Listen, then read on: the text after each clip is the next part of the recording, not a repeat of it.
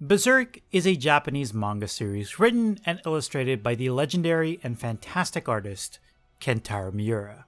If I had to describe Berserk in a few words, I describe it as not necessarily a revenge story, but more so a love story. And also a revenge story, but we'll get into that. Berserk can be described as many things, but I describe some of its key moments as calming. This is a bit weird one if you're a veteran reader of Berserk, seeing as though there are scenes like a literal tree filled with corpses, but what I mean by the word calming is the calming shots of characters talking to each other for even a moment, or even a moment of peace, where you can see Guts contemplating and thinking with himself. That's the key word for the show. A moment of peace. Shots like these are shots that make Berserk more memorable and more cherished to me. Scenes between Griffith and Guts, or even scenes in the anime where Guts is standing on a cliff all calm and untroubled. It pulls you away from Berserk being just bloodshed and gore and the occasional titties every 2 seconds. It reminds you that Berserk is more than just that behind it all, it's a fantastic manga with a spectacular world building and amazing art. These moments are the calm before the storm. Berserk is such a monumental legend in the manga scene that it inspired many swordsmen in anime with big swords over the years. It sold well over 40 million copies since 2016 and has spawned a bunch of games, animes, and hell, even a goddamn trading card game. To say that Berserk is a huge success would be a huge understatement. But why exactly do people like Berserk? Well, that's what this video is for. We'll dive into Berserk's popularity as well as my own personal opinions on why it's such a beloved franchise. With that being said, sit back, relax, and let's talk about some nerd shit, shall we?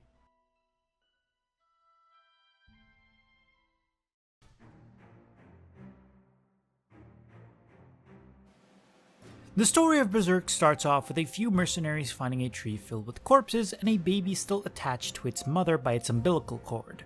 Now, y'all don't know it, or do if you've already read Berserk, but this baby is picked up by the band of mercenaries and grows up to be our main protagonist, Guts. Guts grows up to be this badass hunk of a man, iron slab wielding mercenary. He's fucking cool. But before he became a badass, he was an innocent kid. A kid with one of the hardest childhoods in every sense of the word. He was beaten, emotionally scarred, and hell, he was even sold by his adoptive father for a night. This left Guts scarred as a kid, and these feelings travel with him well into his adulthood. Cool fact, by the way, Guts' final design changed so much throughout the years that before Berserk was even a thing, he used to have an eye patch and less detailed armor. I kind of miss this design because it added a sense of realism to him with the eye patch, but he gradually evolved design-wise and essentially is the same design, just a little bit better. I just miss the eye patch, that's all. I'm a fucking slut for characters with eye patch. Guts is a flawed character, but in a good way. And we also can't forget about this theme, the infamous theme that is immediately the source of sadness for anyone who listens to it. Why does it make people sad? I don't know, it's just a very moody song. Or maybe it's because watchers of the show personally and emotionally connect with Guts on an emotional level. With his struggle as a character and how much excruciating pain, fatigue beyond description, and anger he feels, where he loses everything and has to start from scratch and has to conjure up his own inner strength to move on past something as horrifying and traumatizing of what he felt in his childhood, and, well, later on, but we'll get back to that. He does this not because he wants to, but because he has to.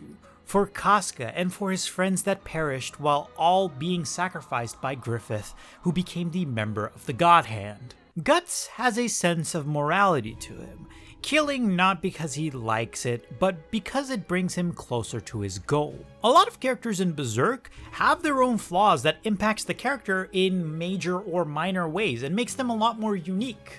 Of course, I'm not gonna go deep into it because I'll be going into spoiler territory. And I don't want people to get mad in my comment section for nothing, but let's face it, it's the internet, they'll get mad regardless. After Guts grows up and joins the band of Hawks, this is where he meets Casca and Griffith. And this is where the mythological love triangle gets introduced. See, Guts likes Casca, Casca likes Griffith, but Griffith likes Guts. After a while, this triangle is shattered, with Guts and Casca falling in love with each other and coming closer and being more intimate, which leaves Griffith on his own. Definitely nothing bad will happen because of that. No, definitely no repercussions. No, no, no. See, Griffith didn't like losing Guts, so much so that he spiraled into pretty much trying to fuck a princess just to be a king of his own kingdom, and, well, that didn't turn out well now, did it? So, what did he do? Well, the only logical thing a normal person would do when they're desperate and their heart is shattered into a million microns: sacrifice their mercenary gang to gain power to take over the world and become a god/king of their own kingdom. Yeah, Griffith is not a very good guy.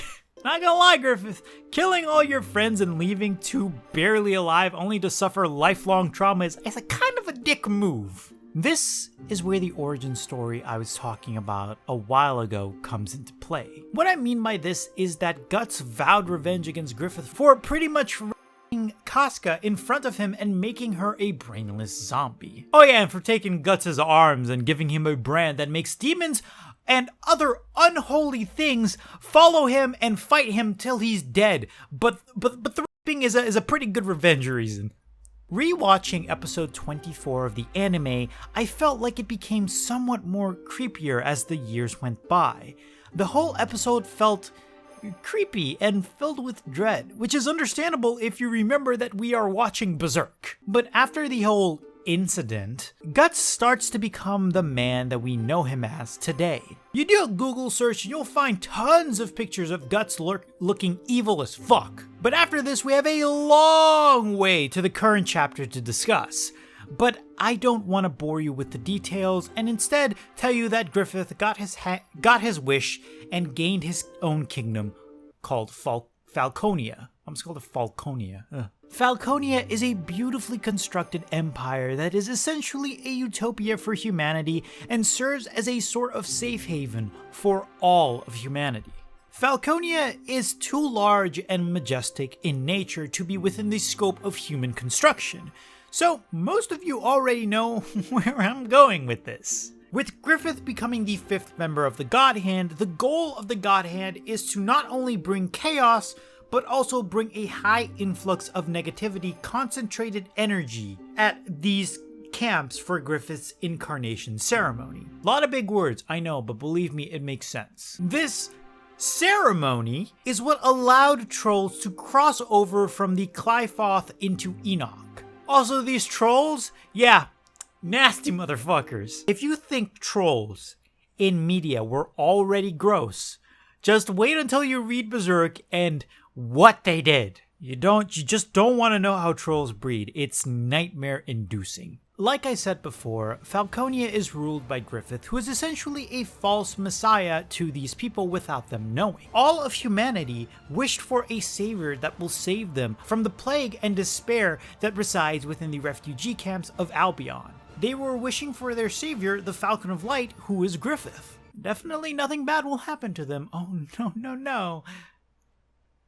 Guts, on the other hand, is slowly making his way to getting revenge on Griffith, and is slowly becoming less filled with hate and starts to understand what he's going up against. He starts to understand that he's getting older and becoming more rigid, meaning he can't use his Berserk armor as well as he wants. Oh yeah, I also forgot to mention that he has a fucking super badass Berserk armor that is cool as fuck and makes him invincible. Like, holy fucking shit, this shit is cool. It also serves as the inspiration for a lot of concept art in Dark Souls, mostly Dark Souls 3. You see it a lot more in Dark Souls 3, but you also see it a lot more in Elden Ring. So yeah, it inspired a lot of really cool media. Coupled with the sword Guts wields and the inhuman power and strength it gives him, he's pretty much a glass cannon. The more he uses the Berserk armor and the sword, the more damage he takes out of that form. See, essentially, if Guts is in this armor, he is impenetrable, he's invincible, he feels no pain. But as soon as he comes out of that armor, he feels all the pain that is accumulated when he was wearing that armor. Which means he's not entirely invincible, but, you know, a little bit of give and take. Did I mention that the Berserk armor was formerly used by a cool-ass motherfucker named Skull Knight? Fucking Skull Knight? Oh my god, the edge is back like Fun Dip withdrawal. Anyways, and that, ladies and gentlemen, is why I fucking love Berserk. I recommend watching the anime or reading the manga, but mostly the manga, cause it's extremely detailed with its drawing. If I show you a comparison from the first few pages to the current one, you'd be amazed at how detailed this shit is. It's an amazing series and definitely not recommended for younger audiences. But as of recently, something has happened with Berserk. The creator Kentaro Miura has passed away, unfortunately, without finishing the manga. Now, obviously, I think the manga ended in a very alright place. I mean, if they continue with it, that's fine. I mean, I'm not gonna hate it, but at the same time, hey, the guy's dead. Can we just let him, you know, die? But Kentaro Miura and his work and his art was just so fantastic and legendary, and I just love Berserk so fucking much. Also, I kind of want that giant Berserk statue that is literally taller than me. Well, it's not taller than me, it's like more than half of my body height. But yeah, if you're interested in Berserk and wanna watch the anime, read the manga, play the games, I highly recommend it. But that's it for me, ladies and gentlemen. I might make a part 2 where I go further into the later chapters or go into the manga itself, because I kind of want to do that. I just want to do a deep dive into the manga, but we'll see about that. I mean, only time will tell. But hopefully you guys enjoyed this video, and if you do, please like, favorite, and comment on the videos, or share the video. I'll see you guys when I see you guys, which is hopefully real soon. But until then, don't be a stranger. Don't sacrifice your friends to the God hand. Definitely don't do that. That's a dick move. Don't do that, Greg. I see you. I see you there with that fucking egg in your hand. Don't do it. Yeah. It's gonna be it from me. Hopefully you guys don't. I'll see you guys next time. Bye.